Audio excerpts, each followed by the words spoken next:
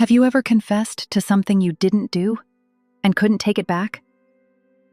It started with one lie, just one small lie to escape the suffocating pressure of a life I couldn't handle anymore.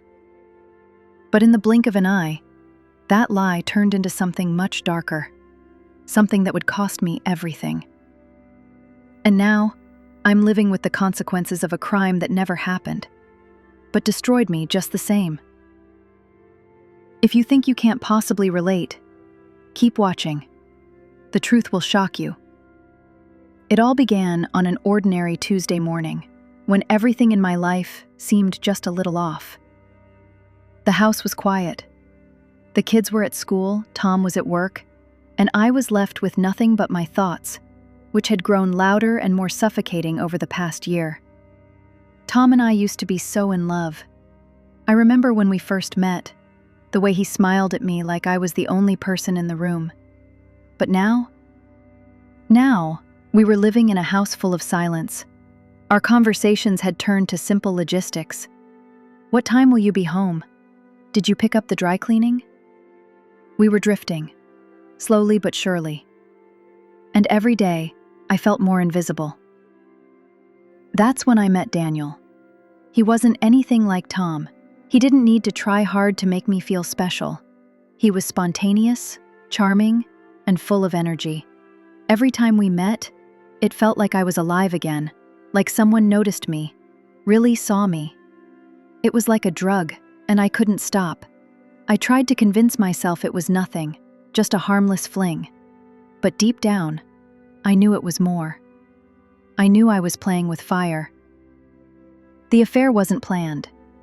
But somewhere between the stolen glances, the late-night texts, and the secret meetups, it became my reality. Daniel made me feel wanted. He made me feel seen. And for a brief moment, I forgot all about the life I had built with Tom, the life that felt so heavy and suffocating. I knew what I was doing was wrong. But when you're drowning, you'll take anything to stay afloat, even if it's the wrong thing. And then, one evening, everything changed. It wasn't the affair that did it. It was the knock at the door. I had just returned from a business meeting, which was really a late-night rendezvous with Daniel. My mind was still reeling from what we had shared. I didn't notice the flashing lights outside at first, but when I stepped into the living room, my heart dropped. The police were there. Tom sat on the couch, pale and shaking. His eyes were wide, his voice trembling as he looked at me. "Sarah, where were you?" he asked, his words barely audible. Confusion gripped me. What was going on? "Why are the police here?" I whispered, the pit in my stomach growing deeper. "The neighbors. They said they saw you," Tom said, his voice trembling. "They saw you leaving the apartment after the murder." Shocked. Murder? I felt my body freeze. The air in the room thickened as I struggled to comprehend what was happening. The crime. The police officer, his voice flat and cold, explained the situation. A woman had been found dead in her apartment, a brutal stabbing. And according to the witnesses, I was the last person seen leaving the building. The world felt like it was crumbling around me. My heart pounded in my chest as the officer handed me a photo of the woman. I didn't recognize her. I didn't even know who she was. But there was no denying it. She had been murdered. And I was the last person seen near the crime scene. But the worst part? The police were already convinced. They didn't care that I had an alibi, that I had been with Daniel at the time of the murder. They had a confession from me. And once the words were spoken, once I had said them out loud, there was no taking them back. It wasn't even the truth, not really. But under pressure, overwhelmed by the weight of everything crashing down on me, I gave them what they wanted. "I did it," I said, my voice barely audible. "Defeated. I killed her." The room went silent. The officers didn't say a word. They just stared at me. I could feel the eyes of the room burning into me, waiting for me to say more, to give them more details that I didn't have. But the truth didn't matter. I didn't know what happened. I didn't even know the woman. But my confession was out there, and in that moment, I thought maybe it would set me free. Maybe if I admitted to something, they would believe me. Maybe if I confessed, I could stop the weight of the guilt that was crushing me from the inside. They didn't believe me. They couldn't. A confession was all they needed, even though it was a lie. The police arrested me. Tom didn't speak to me for days. The media latched onto the story, twisting it into something far darker than it was. And in the process, my family, my life, and everything I had known began to disintegrate. The affair didn't matter anymore. The guilt of what I had done, the lie I had told, it consumed me. Tom left me. The kids stopped calling, and I was left alone with the weight of a crime I didn't commit, a prison of my own making. Sitting here now, in the quiet of my cell, I realized something. I wasn't confessing because I felt guilty about killing someone. I was confessing because I was too scared to face the reality of my own actions. I was afraid to face the consequences of my choices. The affair wasn't the only mistake I made. Telling the police I had killed someone, that was my worst mistake. And now I'm paying the price for it. The real killer is still out there, somewhere. I thought my life was over the day I confessed to a crime I didn't commit. But that was just the beginning. The real killer was out there, waiting. And I had no idea that the moment I thought I'd hit rock bottom, everything would get even worse. Much worse. The days blurred together in a haze of police interrogations, sleepless nights, and an overwhelming sense of disbelief. I sat in that sterile interrogation room every day, my thoughts racing, trying to remember the details of a crime I hadn't committed. The police kept pushing for a confession, asking questions I couldn't answer. But no matter how many times I denied it, the confession I made was still hanging over me like a dark cloud. They couldn't let it go. They didn't care about my alibi. All they cared was the confession, and it was all I had. All they had. They said they would find the truth eventually.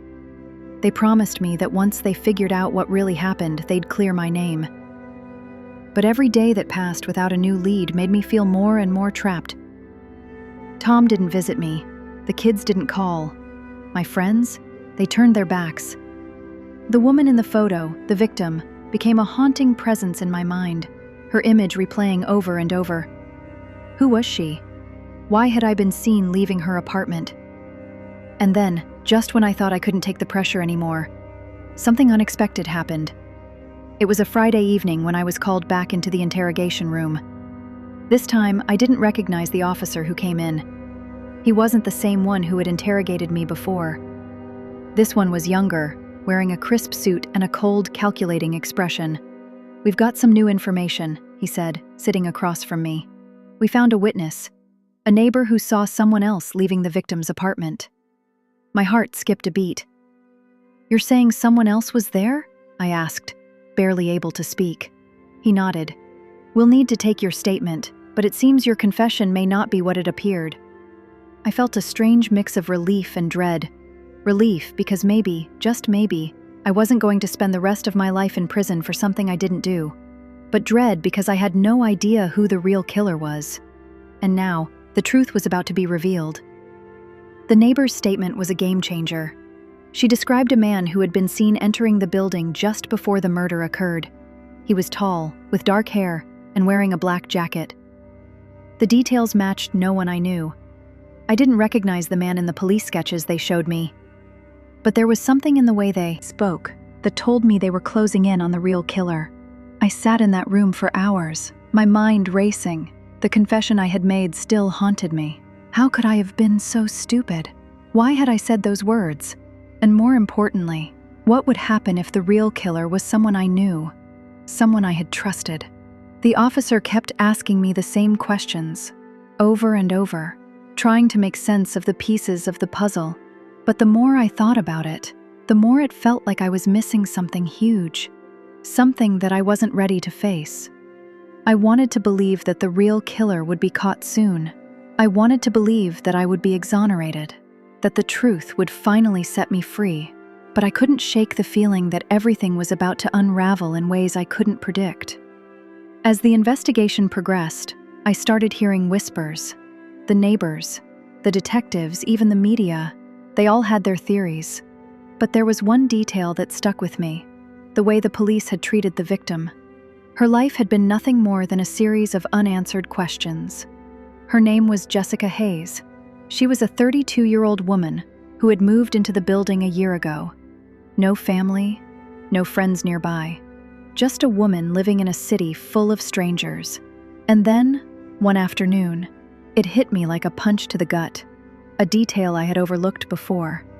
What if Jessica wasn't the random victim of some stranger? What if she was a victim of someone closer to home, someone I knew? I began to piece together the fragments of my memory, stray moments that had seemed insignificant at the time.